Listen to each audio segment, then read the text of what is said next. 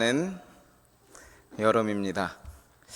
땅이 있을 동안에는 심음과 거둠과 또 여름이 쉬지 않겠다고, 더위가 쉬지 않겠다고 하신 말씀이 그대로 느껴지는 요즘이 아닌가 생각이 듭니다. 이 저녁에 하나님께서 무거운 짐을 지고 지친 사람은 모두 나에게 오너라. 내가 너희를 쉬게 할 것이다. 나는 마음이 온유하고 겸손하니 나의 멍에를 메고 내게 배워라. 그러면 너희 영혼이 쉼을 얻을 것이다. 약속하신 예수님의 말씀이 이 안식일에 우리 모두에게 이루어져서 육적으로는 더위로 인하여서 불편하나 또 심령은 주님의 은혜로 인하여서 시원케 되는 시간들이 되시기를 간절히 기원합니다. 오늘 이 자리에 모이신 모든 분들에게 하나님의 은혜와 평강이 함께하기를 주의 이름으로 기원합니다. 다 함께 성경 룻기 2장 1절로 7절의 말씀을 펴시겠습니다. 성경 룻기 2장 1절로 7절의 말씀입니다. 제가 하나님의 말씀을 받들어서 읽도록 하겠습니다. 룻기 2장 1절로 7절. 나오미의 남편 엘리멜렉의 친족 중 유력한 자가 있으니 이름은 보아스더라. 모압 여인 룻이 나오미에게 이르되 나로 밭에 가게 하소서. 내가 네게 은혜를 입으면 그를 따라서 이삭을 주겠나이다.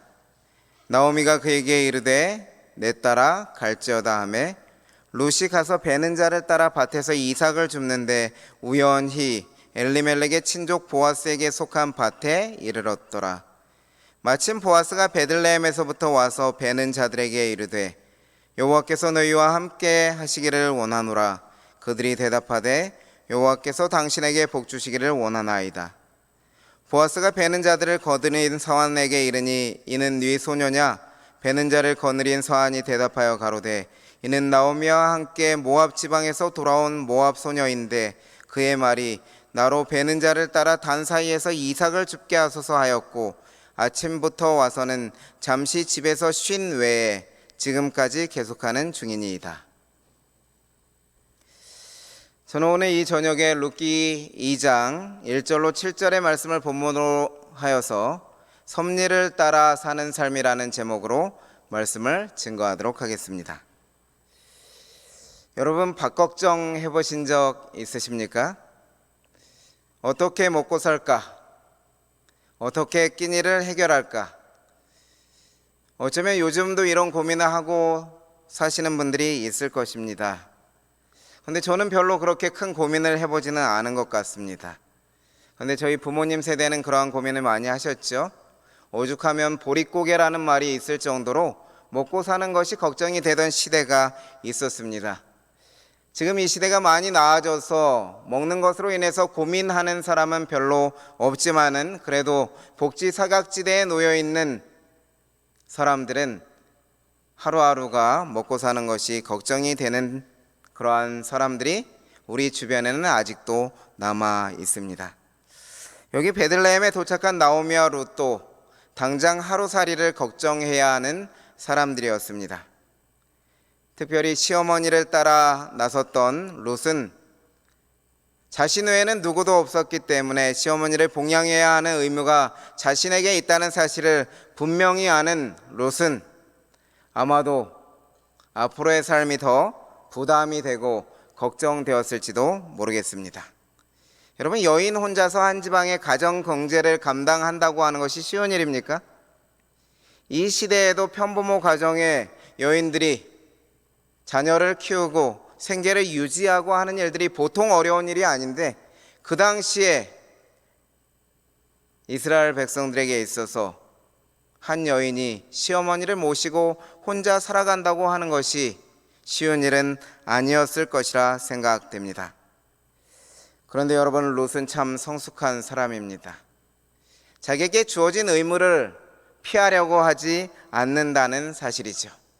자신이 처한 문제를 그냥 놓아두지 않고 해결하려고 결심했다고 하는 것입니다. 그래서 함께 온 시어머니에게 말합니다. 어머니, 제가 밭에 좀 나가봐도 될까요? 어머니와 제가 먹고 살 수 있는 이삭이라도 좀 주워 오도록 하겠습니다. 롯이 이스라엘의 가난한 자들에 의한 레위기의 법을 알고 있었든지 나오미가 그 법을 알려주었든지 간에 롯은 가난한 자들이 행할 수 있는 최악의 상황에서 생명을 보존할 수 있는 하나님이 주신 방법에 따라 행동하는 것을 우리는 볼 수가 있습니다. 이삭을 줍기로 결심한 것이죠. 그런데 저는 롯이 시어머니에게 말하는 태도가 참 마음에 듭니다. 아마 여러분도 그 말씀을 보시면 마음에 드실 거예요. 롯기 2장 2절의 말씀을 보실까요? 모압 여인 롯이 나오미에게 이르되 나로 밭에 가게 하소서. 내가 네게 은혜를 입으면 그를 따라서 이삭을 줍겠나이다. 여러분, 낯선 땅에서 이삭을 줍기 위해 나가기로 결심한 롯의 마음이 떨렸을까요? 얼마나 떨렸을까요? 다른 민족인 나를, 물론 소문이 나서 내가 돌아왔다는 시어머니와 함께 모압의 며느리가 돌아왔다는 소식이 베들레헴에 들렸지만 그럴지라도 다른 민족인 나를 이스라엘 사람들이 과연 받아줄까? 모두가 어려움을 당하고 양식이 없을 때에 그들을 놓아두고 베들레헴을 떠나서 자기 살 길을 찾아갔던 이 가족을 위해서 나누어줄 마음을 가진 사람들이 과연 베들레헴에 남아있을까? 쫓겨나면 어떻게 하지? 먹고 사는 문제에 대해 실패할까 하는 두려움으로 어쩌면 마음이 짓눌렸을지도 모르겠습니다. 저는 롯이 그 떨리는 마음에서 내가 네게 은혜를 입으면 이라는 말을 할 때 꼭 이 말이 하나님께 기도하는, 은혜 베푸시기를 기도하는 말처럼 들립니다. 물론 성경에 그러한 기록이 나오지 않습니다만 엘렌 화이트 말한 대로 거룩한 상상력을 발휘하여서 롯의 상황을 생각한다면 이미 나오미의 하나님을 자신의 하나님으로 받아들이고 가난한 자를 위하여 법을 제정하신 하나님을 자신의 하나님으로 받아들였다면 이삭을 주우러 나가기 전에 자신에게 은혜 베푸시기를 간절히 원하지 않았겠습니까? 나가기 전 얼마나 마음속으로 기도했을까요? 저에게 힘을 주십시오. 하나님, 저에게 은혜를 베풀어 주십시오. 저에게 은혜를 베풀 사람을 만나게 하여 주십시오. 어머니와 저의 생존권이 걸린 이 문제를 하나님께서 감당해 주십시오. 그 마음을 시어머니에게 표현합니다. 어머니, 제가 누군가에게 은혜를 입었으면 좋겠어요. 하나님이 도와주시면 좋겠어요. 여러분, 어떻게 대화하고 계십니까? 여러분의 삶의 어려움에 직면하였을 때에 어떤 식으로 가족과 함께 대화하고 계십니까? 어떻게 어머니와 자녀와 혹은 시어머니와 시아버지와 장인 장모님과 며느리와 사위와 어떻게 대화하고 계십니까? 누가 나에게 은혜를 베풀어 주었으면 좋겠어요. 특별히 하나님께서 나의 삶에 은혜를 주셨으면 좋겠어요, 어머니.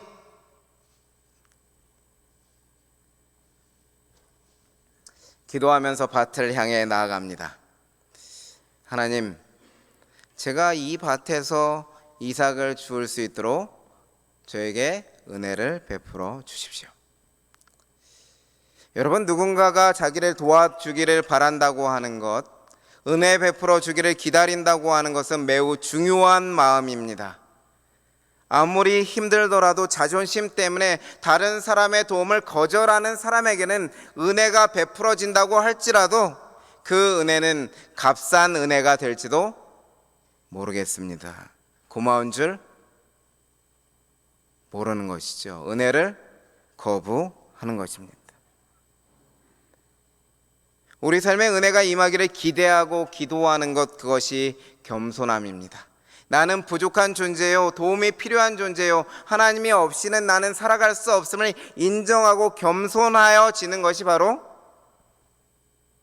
우리에게 필요한 삶이겠지요. 여러분, 룻이 이삭을 죽기 위해 나갔을 때 베들레헴의 지리를 잘 알았을까요? 제가 베들레헴에 가니까는 그렇게 큰 도시는 아니더라고요. 그래서 어쩌면 알았을지도 모르겠습니다. 그렇지만 온 지 얼마 안 된 룻이 생계를 위해서 밭을 찾아다녀야 되는데 어느 밭이 이삭이 많이 떨어져 있고 어느 밭이 누군가 은혜를 잘 베풀어서 모퉁이에 이삭들을 남겨놓고 가난한 자들이 거둘 수 있도록 마음을 열고 이렇게 미리 그 조치를 취해 놓는 좋은 주인이 있는 밭, 그러한 밭을 룻이 알고 있을까요? 또한 레위기서의 가난한 자를 위한 법을 제대로 실천해서 이삭을 남겨두고 밭의 모퉁이를 수확하지 않고 남겨둔 밭의 주인들이 얼마나 됐을까요? 알 수 없었겠죠. 룻은 여러분 정처 없이 갈 바를 알지 못하고 나아가야 하는 것입니다. 특별히 그러한 밭을 만난다고 하더라도 곡식을 줍도록 마음대로 보장해 줄 수 있으리라는 것은 알지 못하는 것이죠. 그렇기 때문에 어떻게 해야 됩니까? 은혜 입기를 기대해야 되는 것입니다. 하나님의 은혜를 구해야 하는 것입니다. 하나님께서 쳐놓으신 든든한 보호막 아래로 들어가야 하는 것이지요.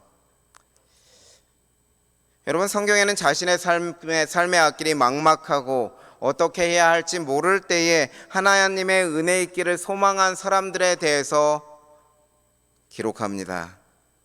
너무나 많기 때문에 한 사람의 예만 살펴보도록 하겠습니다. 여러분, 아둘람 굴에 대해서 들어보신 적이 있으시죠? 다윗이 사울을 피하여 목숨을 보존하기 위해서 도망했던 곳이지요.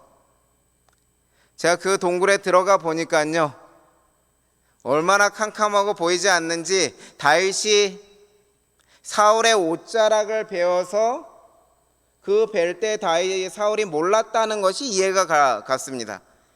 동굴 깊숙이 들어가면 아무것도 보이지 않는 흑암, 칠흑 같은 어둠 속에 갇혀 있어야 하는 것입니다. 조용히만 숨죽이고 있으면 바로 옆에 사람도 잘 알아보지 못할 정도로 어두운 곳으로 피신할 수 있는 것이죠. 그렇기 때문에 사울의 추격으로부터 피난처가 되기에 적절한 유다 산지였습니다. 이러한 동굴로 피신한 다윗의 마음이 어떠했을까요? 시편 57편의 말씀에 의하면 다윗은 내 혼이 사자 중에 있다 말합니다. 으르렁거리는 사자, 먹이를 앞에 두고 잡아먹기 위해 대기하고 있는 그 사자 중에 자신이 있다고 묘사합니다. 그리고 불사르는 자 중에 누워 있다고 묘사하고요. 그리고 자신을 대적하는 자들의 창과 살을 날카로운 칼, 그런 것이 자신을 기다리고 있음을 이야기합니다. 그러면서 시편 57편 6절에 저희가 내 걸음을 장애하려고 그물을 예비하였으니 내 영혼이 억울하도다, 그렇게 얘기해요. 얼마나 억울합니까? 백성을 구원하고 이스라엘 백성들을 위해서 계속해서 일해왔는데 다윗이 죽인 자는 만만이요라고 했을 때 다윗이 그냥 이겼겠습니까? 열심히 싸웠겠죠. 목숨 걸고 싸웠겠죠. 누구를 위해서요? 백성들을 살리기 위해서요. 사울을 위해서요. 이스라엘 왕권을 위해서요.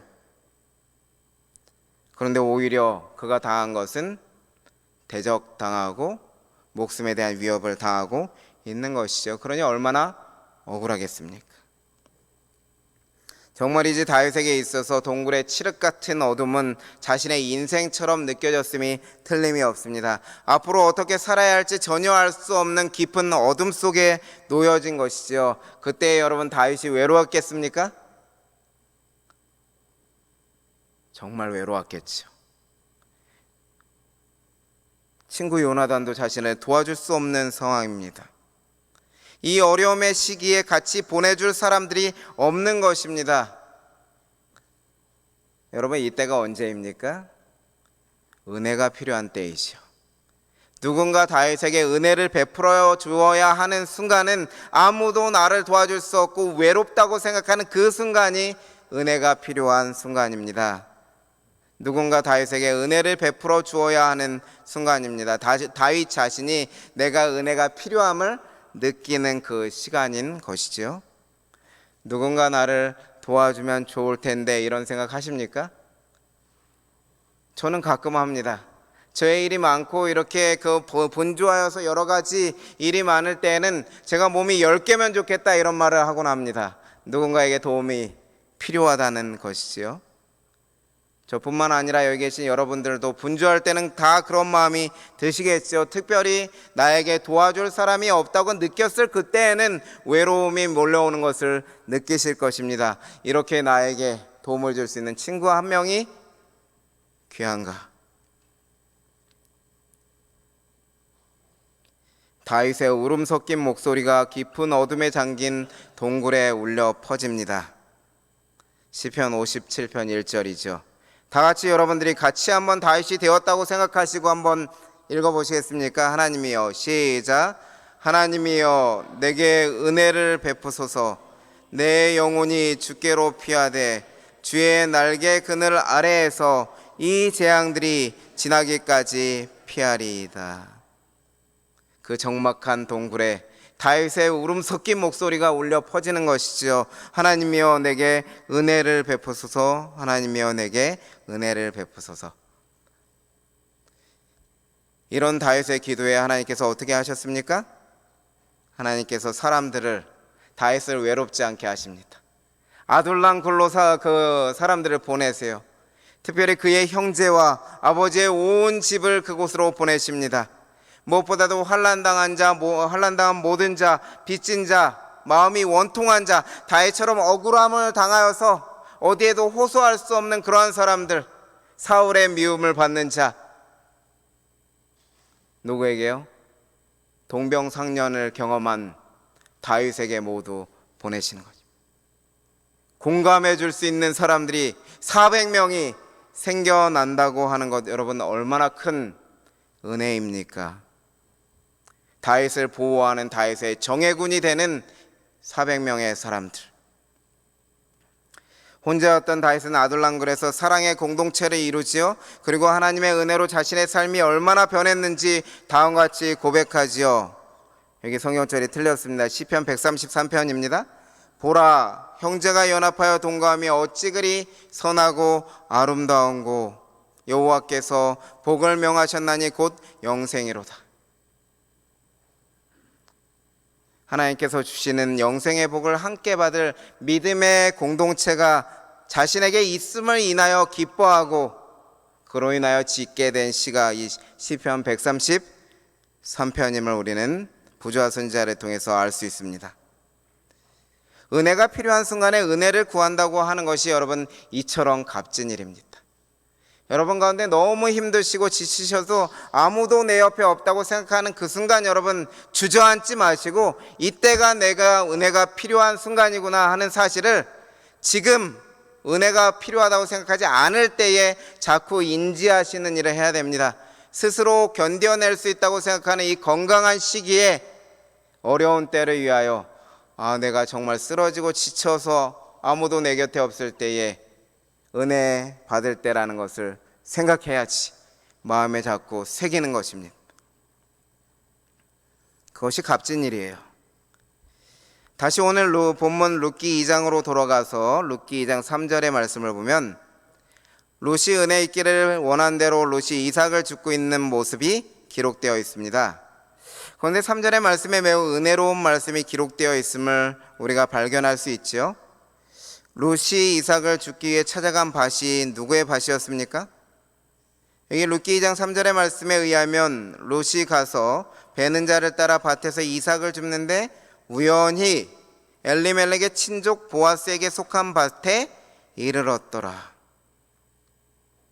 우연히 찾아갔다고 묘사하는, 우연이라는 말은 어쩌면 룻이 아무것도 모르고 이것이 보아스의 밭인지도 모르고 찾아갔다는 것을 강조하기 위해서 드러내주는 말인지도 모르겠습니다. 그런데 그 밭이 어떤 밭이라고요?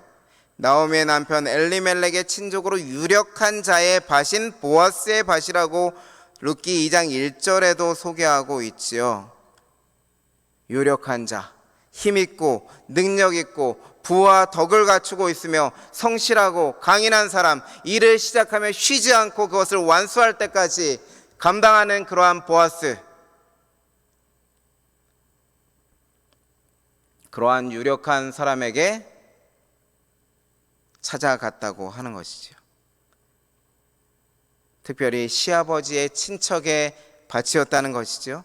한 사람이 어려움을 당하면 가까운 형제로부터 시작하여서 가까운 친척이 나서서 어려움을 해결해주고 도와주는 것이 구속자 제도라고 하는 고엘 제도라고 하는 것이 이스라엘은 있었지요. 그런데 룻이 찾아간 밭이 어떤 밭이라고요? 친척의 밭에 찾아간 것입니다. 그것도 가까운 친척의 밭에 찾아가게 된 것이죠. 룻과 나오미의 형편을 보고 돌아보아야 하는 친척, 룻과 나오미를 불행한 상황으로부터 구원해 줄 수 있는 자격을 갖춘 사람의 밭으로 간 것입니다. 여러분, 이러한 우연을 가리켜서 어떤 우연이라 그럽니까? 엄청난 우연이라고 말할 수 있겠죠. 룻이 알고 간 것이 아니라 모르고 갔기 때문이죠. 그런데 여러분, 이것이 정말 룻이 우연히 가게 된 것일까요? 성경에 분명히 우연이라고 이렇게 말하고 있지 않습니까? 여러분, 성경 연구하실 때 재림교회 성경주석을 이렇게 잘 참고하셔도 좋습니다. 왜냐하면 신앙의 의미를 잘 드러내주기 때문이지요. 재림교회 성경주석에는 여기 우연이라는 말을 다음과 같이 설명합니다. 문자적으로 룻이 우연히 기회를 잡았다. 하나님의 섭리로 룻은 죽은 남편의 친족 중 한 사람이 보아스의 밭으로 오게 되었다. 우리가 깨닫지 못하지만 흔히 우연으로 보이는 삶의 환경과 경험들이 실제로는 하나님의 섭리로 일어난다. 하나님은 친히 우리에게 개별적인 관심을 갖고 계신다. 룻은 우연인지 알고 갈지라도 무엇이 숨어 있다는 것입니까? 하나님의 섭리, 특별히 우리 개개인의 삶에 개별적인 관심을 가지고 계신 하나님께서 그 삶에 역사하고 계시다고 재림교회 성경주석은 말하고 있습니다.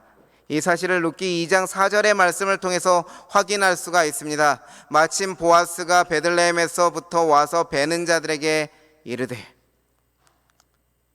룻이 은혜를 필요로 하는 그 시점에 룻의 형편을 구원해줄, 현재의 형편에서 구원해줄 뿐만 아니라 룻의 미래의 새로운 삶을 보장해줄 구원자 보아스가 마침 나타났다고 하는 것은 매우 극적인 만남인 것이지요. 어떻게 이렇게 섭리하실 수 있겠습니까? 룻기서를 기록한 기자는 보라 이렇게 기록했어요. 마침이라는 말로 우리말에 표현되었지만 보아스가 이렇게 왔다는 것은, 보아스가 나타나 보이는 것은 엄청난 일이 아니냐 이렇게 주목하도록 만드는 것이죠. 상황의 급박성을 강조하고 룻을 구원해 줄 수 있는 사람이 가장 필요한 때, 급박한 때에 나타났다는 것을 드러내 보여주는 것이죠. 극적인 만남입니다. 현재와 내세의 문제를 함께 해결해 주실 예비책을 마련해 놓으신 하나님. 룻은 자신의 현재의 문제, 오늘의 먹고 살 것을 해결하기 위해 나갔지만 하나님은 그것을 넘어서서 룻의 배우자까지 준비해 놓으셨다는 사실, 그의 평생을 준비해 놓으셨다는 사실은 하나님의 은혜가 얼마나 엄청난지 놀라운지 감탄할 수밖에 없게 하는 말씀인 것입니다. 여러분이 잘 아시는 에스더 얘기 잘 아시죠? 사단이 하만을 보내서 모르드게를 죽이려고 준비하였죠. 그때 하나님께서도 마침 왕에게 불면증을 주시고 웬일인지 잠이 오지 않는 것이죠. 그래서 불면증을 해소하기 위해서 그전에는 궁중일기를 이렇게 그 비서가 읽어주면 잠이 들 수 있었기 때문에 왕은 그 루틴을 기억하여서 이제 그 이야기를 좀 듣고 하면 마음이 안정돼서 그러다 보면 잠이 올 것으로 생각하여서 그 궁중일기를 읽는 것이죠. 그런데 마침 그 많은 내용 중에서, 하필이면 그 많은 양의 궁중일기 중에서 무엇이 드러나는 것입니까? 그동안 감춰져 있었던 모르드게에 관한 이야기가 드러나는 것이죠. 전에 왕이 시상하지 않았던 모르드게의 공적이 드러나게 되는 것입니다. 여러분, 이것이 우연이라고 할 수 있겠습니까? 대적 하만이 모르드게를 죽이자고 하는 그러한 건의를 하러 들어올 때에 하나님께서 먼저 손을 쓰셔서 모르드게를 살릴 준비를 다 하시고 그를 존귀하게 하는 일을 준비하셨다는 것, 그것이 우연일까요? 여러분, 어찌 우연일 수 있겠습니까? 그래서 기독교인들은 이것을 가리켜 기적이라고 말하지요. 하나님의 섭리라고 부르는 것입니다. 진화론적 세계관에 휩싸여 사는 세상은 우연을 말하지만 여러분, 성경에서 우연은 없습니다. 우리는 하나님의 손이 역사하시고 움직이고 있음을 지속적으로 일부러라도 인지해야 합니다. 하나님께서 우리의 생각에는 안 보이는 것 같지만, 보고 계시고 침묵하시는 것 같지만 하나님이 일하고 계심을 깨닫는 것이 믿음이고 지혜입니다. 에스더서에 하나님이라는 이름이 한 번도 등장하지 않지만 하나님께서는 그분의 백성을 위하여 가장 활발하게 일하고 계셨음을 우리가 알고 있기 때문이죠. 그것을 아는 것이 믿음이고 지혜입니다. 하나님은 친히 우리에게 개별적인 관심을 갖고 계신 것입니다. 내가 생각할 때는 도저히 불가능한 일이지만 그것을 뛰어넘는 것이 하나님의 일이에요. 단기간의 생존을 위해서 이삭을 주우러 나간 룻, 마침 평생을 책임져 줄 적임자를 만나게 섭리하시는 바로 그 분이 우리의 하나님이신 것이죠. 모르드게가 죽음 앞에서 아무것도 할 수 없을 때 왕의 불면증을 이용하여서 모르드게의 공적을 생각나게 하시고 모르드게를 구원하신 분이 우리의 하나님이시죠. 하나님의 은혜가 어떻게 나타나는 것입니까? 가장 필요한 때에, 가장 적절한 때에 우리에게 개별적 관심을 가지시고 계신 그분이 내게 가장 소중한, 내가 은혜가 필요할 그때에 섭리하시고 계신다는 사실을 보여주는 것입니다. 그래서 여러분, 우리는 말씀을 통해 삶에 대한 두 가지 태도를 깨달을 수가 있습니다. 첫 번째는 우리의 삶에 우연한 행운이 깃들기를 기대하는 삶입니다. 그래서 우리가 운이 닿았다, 운이 좋아서 이런 말들은 안 쓰는 게 좋겠습니다. 인간의 삶을 마치 우연처럼 생각하는 그러한 사상이 녹아있는 말이기 때문이지요. 두 번째 태도는 우리의 삶에 하나님의 섭리가 임하기를 기대하는 삶입니다. 이 두 가지 태도 사이에서 우리는 살아가고 있습니다. 여러분, 이 두 가지 태도의 삶은 많은 차이를 가져옵니다. 내 앞에서 벌어지는 일이 우연이라 생각하는 것과 하나님의 섭리라 생각하는 것은 차원이 틀립니다. 우연이라고 하는 것은 언제 일어날지, 나에게는 일어나지 않을 수 있는 일일지도 모르지만, 하나님의 섭리라고 하는 것은 하나님께서 정하신 때에, 나에게 가장 필요한 때에 일어나는 일이기 때문입니다. 사실 우리의 삶에 발생한 일들이 하나님의 섭리인지 우연인지 우리는 구별할 수 없을지도 모릅니다.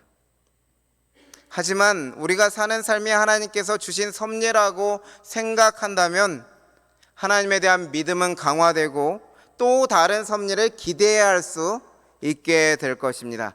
반면에 우리의 삶이 그저 우연이라고 생각한다면 쉽게 기대를 품을 수 없고 그저 막연한 기대의 소망, 나에게 또 이런 행운이 찾아왔으면 하는 막연한 기대와 소망으로, 불확실한 소망으로 살아가게 된다는 것이지요.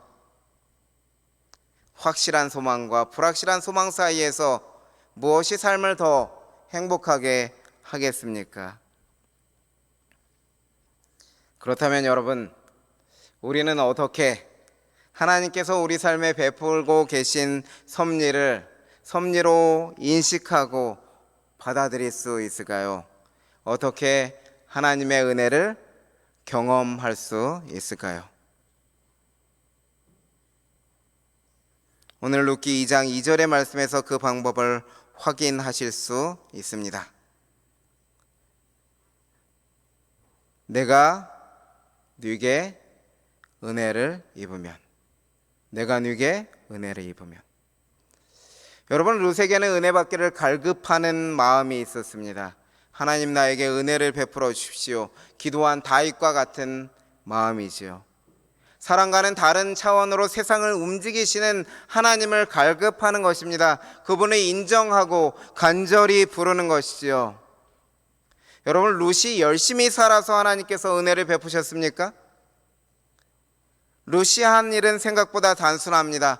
본인이 처한 일을 회피하지 않고 담담히 받아들였습니다. 밭에 나아가기로 도전합니다. 그리고 나와 어머니의 생존을 해결해 주실 분은 하나님이심을 인정하고 나는 도움이 필요한 존재임을, 은혜를 입어야 하는 사람임을 인정합니다. 은혜를 갈급하고 깊이 인식하고 구하는 일을 하지요. 하나님께 기도합니다.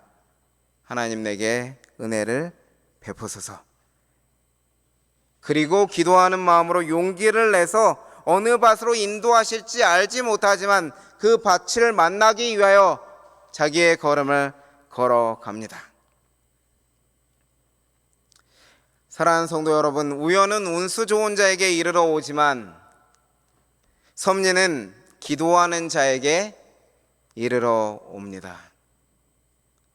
하나님의 은혜를 구하는 자에게 하나님은 기적을 베푸십니다. 우연은 특정한 사람에게 기회가 오지만 섭리는 기도하는 모든 자에게 이르러 올 것입니다. 왜냐하면 우리가 믿는 하나님은 우리 머리털까지 세실 정도로 우리 한 명 한 명에 대해서 개별적으로 특별한 관심을 가지시고 지켜보시는 사랑의 하나님이시기 때문입니다.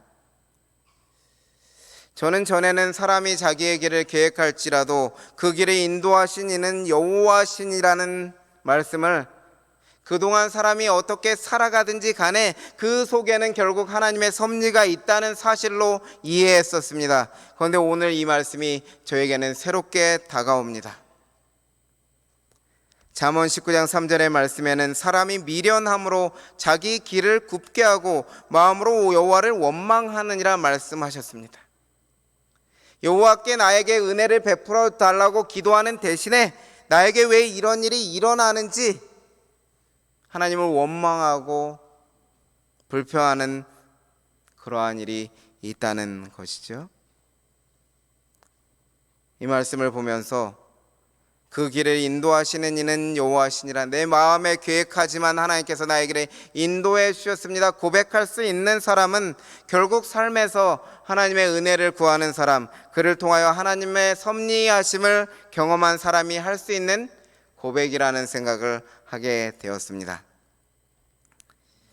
사랑하는 삼육대학교의 성도 여러분, 기억하시기 바랍니다.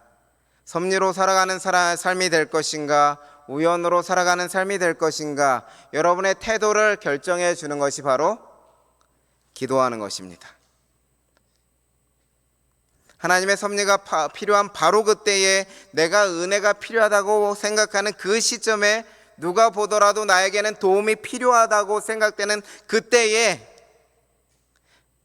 모든 자존심을 내려놓고 나는 은혜가 필요한 사람임을 인정하고 위대하신 분의 힘을 갈급해야 하는 것입니다. 하나님, 내게 은혜를 베푸소서 기도해야 하는 것입니다. 그렇습니다. 여러분, 하나님의 섭리가 우리의 삶 가까운데 있음을 느끼기를 원하신다면 은혜가 필요한 그 시점에 우리의 삶에 기도가 있어야 합니다. 항상 기도하고 하나님의 은혜를 구해야 합니다. 그것이 섭리로 살아가는 삶이 될 것입니다. 모두 저를 따라하시기 바랍니다. 여호와여, 내게 은혜를 베푸소서. 여호와여, 내게 은혜를 베푸소서. 여러분의 불투명한 미래, 어떻게 살아가야 할지, 어디로 가야 할지, 무엇을 해야 할지 모를 때에 여러분의 입술에 이 기도를 담으시기 바랍니다. 스스로 해결해 보려고 애쓰지 마시고, 막연한 우연을 기다리며 기대하지 마시고, 힘들어하지 마시고, 하나님을 나의 삶의 주인으로 인정하시고 나에게 은혜를 베푸실 수 있는 능력의 하나님을 믿고 여러분의 삶에 하나님을 부르시기 바랍니다. 하늘에서 인생을 굽어보사 모든 인생을 살피시는 하나님께서 은혜 받을 만한 때에 섭리로 여러분 앞에 다가오실 것을 저는 굳게 믿습니다. 마침 보아스가 누구의 앞에 나타났던 것처럼요, 룻의 앞에 나타났던 것처럼요. 우연이 아닌 섭리 따라 사는 삶을 살아가는 우리 모든 성도들이 되시기를 간절히 소원합니다. 우리 기도하면서 하나님의 은혜를 구하면서 우리의 삶을 살아가도록 하십시다. 그렇게 결심하시는 모든 분들은 일어나셔서 500장 찬미 나주의 인도 받으니